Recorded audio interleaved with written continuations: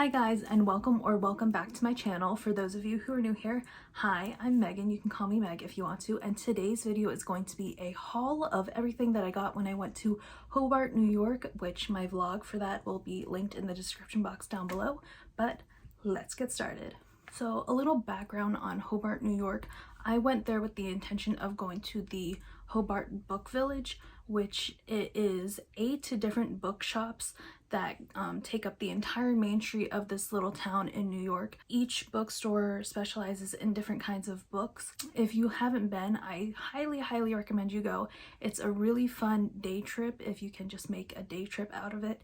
And all the vendors, all of the shop owners are so incredibly nice. I did not get to all 8 of the bookstores. I think I got to 7 of them, so I think that's pretty good. So the first bookstore that we went to, and where I got the first book of this haul from, is More Good Books.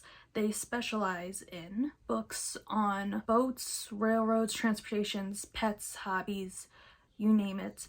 But this building that the bookstore is in, it also has a small children's library and also the Caban Company, which is the record store there. They sell a lot of vintage records, which was really cool. But at More Good Books, I picked up Paris Metro Tales by Helen Constantine. One thing you should know about me is that if Paris is in the title of a book, I will at least pick it up and see if I would be interested in it, because ever since I was a little kid, it's been my dream to go to Paris.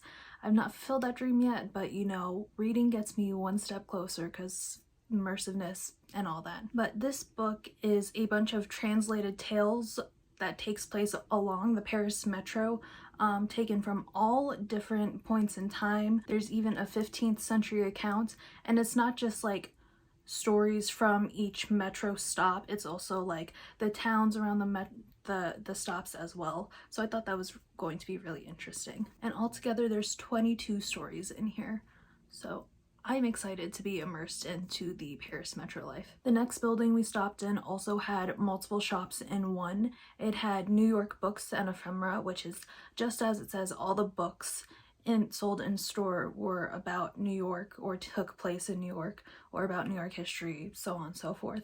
And then there was also Creative Corner books, and their specialty was cookbooks. They had international cuisine, vintage cookbooks, crafting books as well. My mom got some books on, I think, crocheting and quilting, because those are 2 of my mom's specialties. They were also selling some like jams, jellies, some goods from the local farmers there. But I picked up some crafting stuff. So I picked up this really cute pin that says bookworm. So I thought it was really cute. And then I also picked up some stickers for my bullet journal or my book journal. I got 2 of each sheet. So this is one sheet. This is another sheet, and this is the last sheet. So I thought that'd be cute to just use in my bullet journal or my reading journal to decorate it. And then I also picked up 2 like computer stickers, vinyl stickers, I think that's what they're called. This one says "My weekend is all booked," and then this one says "Ban guns, not books," and my mom also got this sticker as well. I forgot to mention that I actually did pick up a book from New York Books and Ephemera, and that is On the Come Up by Angie Thomas, and this is actually the collector's edition. I was so happy when I saw that they had this on the shelf because I wasn't expecting to see it, and this has been on my radar, on my Amazon wish list for what seems like forever, so I'm really glad they had this. If you don't know what On the Come Up is about, it is about a 16-year-old girl named Bree who is an up-and-coming rapper in the underground rap scene in New York City, and she is also the daughter of a well-known rapper. So it's all about her story. The next store that I bought books from in Hobart was from Blenheim Hill Books, which they kind of had a little bit of everything in store. They also had a really cute dog who just roamed around, and if you threw their toys, they would go run and go fetch it back. And so it was really cute. This is the store where I found the most books, because the other stores were very much specialty stores, whereas this had a little bit of everything. So there was a children's section, there was a YA section, there was, it kind of basically had any sections that you could find at Barnes & Noble. So up first, and I was so happy to find this, was Rule of Wolves by Leigh Bardugo, and I was so excited to find this on the shelf because the book that I brought to read in the car, my current read, is Crooked Kingdom by Leigh Bardugo. And I know all of this takes place in the same universe, but I had not picked up Rule of Wolves yet because I just started reading in the Grishaverse. I'm loving it, so I'm so glad I found this. And it's a hardcover, and it's just so pretty.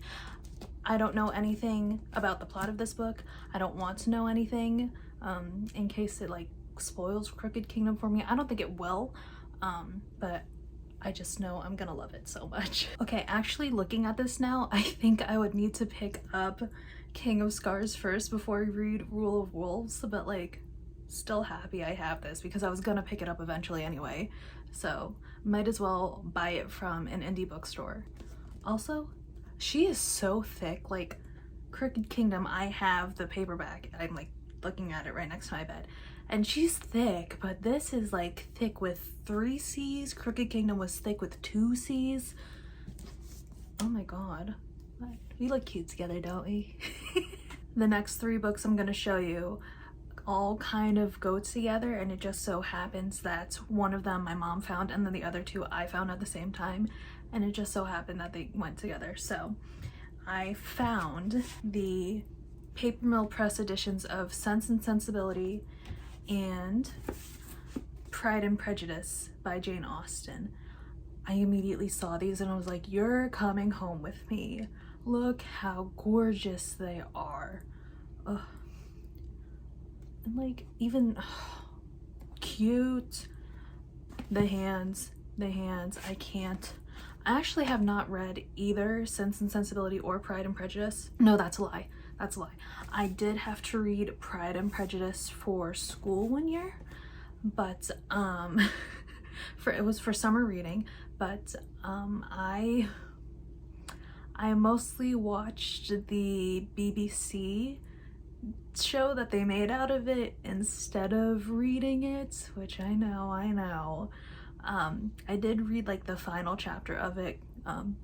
This is all with my mom's like consent too. She was like, Meg, if you want to, you can just watch the show instead, which my mom thinks the show is better than the Keira Knightley movie. I'm just saying. Gasp. I know, but I will read it eventually. I will. I'm putting it out there on the internet that I will read Pride and Prejudice, that I actually will read both of these. But so pretty. I can't wait to redo my bookshelves, like reorganize and stuff, and have these on display. Ugh. If I had the money, I would be one of those people that buys the pretty editions of all the classics, like the ones that they have at Barnes & Noble, but that's expensive. And also I'd rather spend money on books I'm most likely to read compared to books that I might read eventually. I'll put it that way. And the final book that we picked up at this store is the one that my mom actually found, and that is the Pride and Prejudice cookbook with the recipes done by Martha Stewart. It's the entire Pride and Prejudice book, but dispersed in between are recipes to the foods that they mention in Pride and Prejudice. So that's really cool. Oh my god.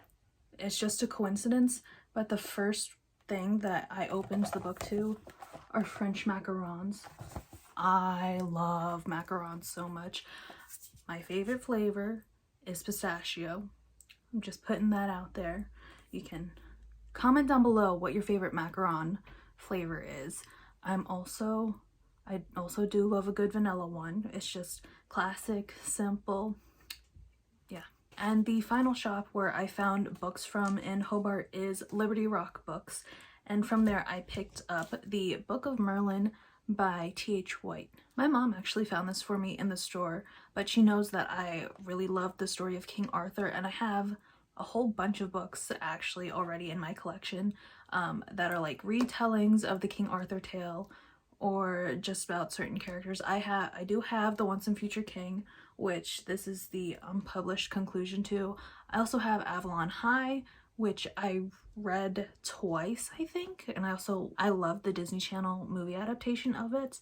I think the book and the movie are equally as good, in my opinion, which is very hard to do with obviously book to movie adaptations. But yeah, so I love King Arthur, and I was really happy to find this to add to my collection of like Arthurian tales. I think that's how you say it. So that is it for my Hobart Book Village haul. I hope you guys enjoyed it. If you plan on visiting Hobart Book Village, I highly recommend that you do. Everyone is so nice, and there's definitely a bookstore for everyone. I obviously didn't buy a book from each store that I visited, but you are bound to at least find one book for yourself in Hobart. And if you are planning on going at all of these shops are open 7 days a week from 11 to 5. So I highly recommend going to Hobart Book Village. I am already planning a trip back at some point, but other than that, I hope you have a wonderful morning, noon, night, day. If you want to see more of my face, you can follow me on Instagram and TikTok. My profiles will be linked down below, and I will see you in my next video. Bye!